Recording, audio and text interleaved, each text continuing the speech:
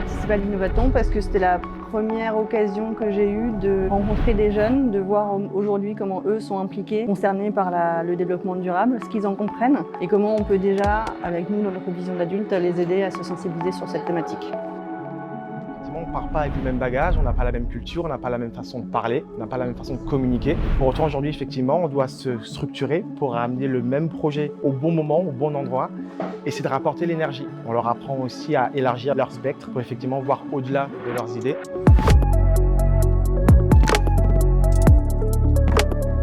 Moi, je trouve que le moment le plus fort, ça a été quand on avait un jeune dans le groupe qui avait du mal qui était très timide et qui avait du mal à participer. Et le moment où l'idée s'est transformée en quelque chose de concret et où il a pu commencer à voir sur la table avec des accessoires, des objets, des crayons, des choses manuelles, en fait là, il a commencé à se sentir complètement dans le groupe et à enfin s'approprier le projet lui aussi, alors qu'il était un petit peu en retrait.